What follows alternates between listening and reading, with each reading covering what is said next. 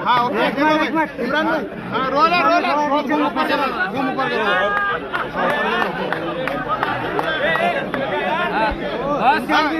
इम्तियाज भाई रोल है। क्या कहेंगे अब, आपकी उम्मीदवारी जाहिर हुई है? आपके नाम से पूर्व विधानसभा से क्या कहेंगे? जी अल्हम्दुलिल्लाह, मैं मेरे कायद बैरिस्टर असद साहब का तहे दिल से शुक्रिया अदा करता हूँ कि उन्होंने एक बार फिर से मुझ पर यकीन जताया और उन्होंने आज ये ऐलान किया है कि औरंगाबाद ईस्ट से मैं विधानसभा का इलेक्शन लड़ूंगा।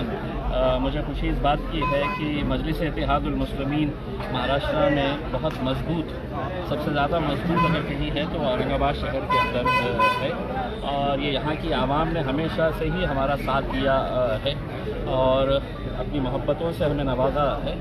अब इस बार का इलेक्शन भी मुझे पूरा यकीन है कि हमारे जितने भी कैंडिडेट्स जो खड़े रहेंगे वो इंशाल्लाह ज़रूर कामयाब होंगे और लोग अपनी दुआओं से आएंगे। इम्तियाज भाई, बीजेपी से ओबीसी है, कांग्रेस से मराठा उम्मीदवार हैं, आप मुस्लिम समाज से हैं, ये सारे समाज को जोड़ने का काम आप कैसे करेंगे? देखिए, मैं समझता हूँ कि औरंगाबाद के अंदर कम से कम हमारा जब इलेक्शन होता है तो लोग जाति और धर्म से ऊपर उठ के अच्छा कैंडिडेट कौन है, काम कौन करता है, उस हिसाब से फैसला करते हैं।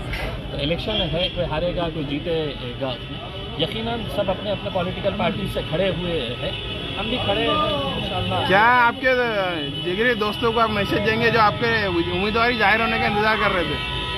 देखिए, मैंने ये कहा है कि मजलिस इत्तेहादुल मुस्लिमीन के नाम में ही एक इत्तेहाद शब्द है और यकीनन जब किसी का कैंडिडेट डिक्लेयर होता है और दावेदार उतने ही मजबूत होते हैं, फैसला किसी एक के हक में होता है, लेकिन यकीनन जितने भी लोग हैं वो पूरे ताकत के साथ मजलिस के साथ रहेंगे, जुड़ेंगे और पूरी ताकत के साथ काम करेंगे। टिकट के लिए दूसरी पार्टी में जाने वाले लोगों से देखिए, हर आदमी को ये इख्तियार है कि कौन कहाँ जाना चाहता है, लेकिन मजलिस इत्तेहादुल मुस्लिमीन के अंदर मैं नहीं समझता हूँ कि ऐसा कुछ होने वाला है। ठीक है, मतलब ये पार्टी उसी वक्त आगे बढ़ सकती है, हमारी क़यादत उसी वक्त खड़े हो सकती है जब हम आमिर साहब को, हम हमारे क़ायद के फ़ैसलों के ऊपर हम सब ने लब्बैक कहना सीखे। उनका जो भी फ़ैसला है, अगर हम अपने क़ायद को ही नहीं मानेंगे तो ये पार्टी कभी बढ़ नहीं सकती है, हमारी क़यादत कभी खड़े नहीं हो सकती है। इसमें साहब ने फ़ैसला किया है, अल्हम्दुलिल्लाह मुझे यकीन है कि पूरी आवाम इसके ऊपर लब्बैक कह के आगे काम करेगी। मुस्लिम मराठा का देखिए, सिर्फ मुस्लिम मराठा ही नहीं है, और भी दूसरे जितने भी लोग हैं जिन्होंने मेरा काम देखा है विधानसभा के अंदर, जिन्होंने लोकसभा के अंदर मेरा काम देखा है, तो यकीनन वो लोग इस बात को सोचते हुए जो गलती लोकसभा के अंदर हुई थी उनसे, तो वो गलती नहीं दोहराएंगे और इस बार दोबारा मुझे विधानसभा के अंदर भेजेंगे। औरंगाबाद की आवाम के लिए कुछ खास मैसेज देना चाहेंगे आप? देखिए, मैं आवाम को सिर्फ इतना कहना चाहूँगा कि हर आदमी को इख्तियार है कि वो अलग अलग पार्टी में रह सकता है। सियासत के अंदर ये ज़रूरी नहीं है कि हर कोई आपका चाहने वाला रहेगा, आपको मानने वाला रहेगा, आपको फॉलो करने वाला रहेगा।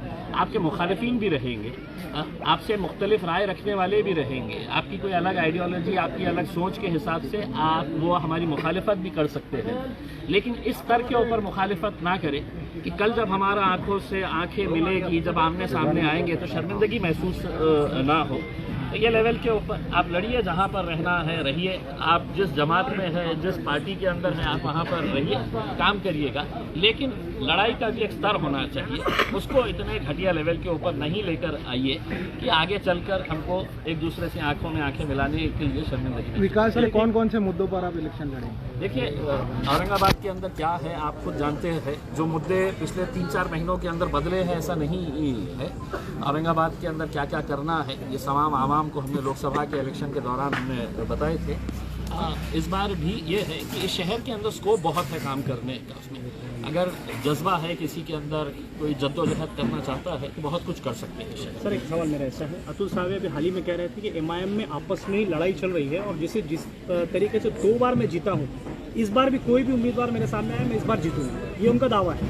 अतुल साहब को ये कहना कि हम दिखाने के लिए कुछ दिखाते हैं और करना है तो करते हैं, तो आपको दिख रहा होगा कि हम लड़ रहे हैं, अंदर से हम सब जुड़े हुए हैं।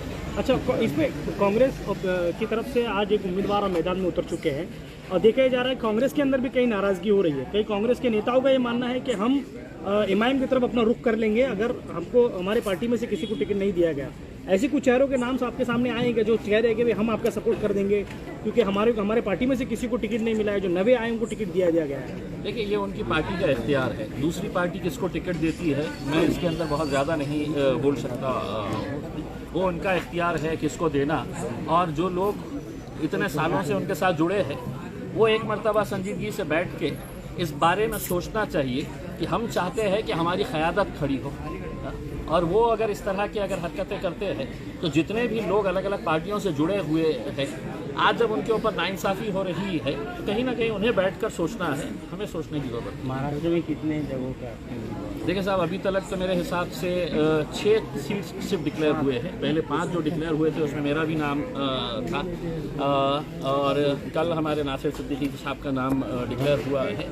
अभी बाकी के जितने भी उम्मीदवार हैं हम समझते हैं कि 29 तारीख के दिन जो आखिरी दिन है उस दिन है तो असद साहब डिक्लेयर करेंगे। ठीक है, थैंक यू। ओके, शुक्रिया।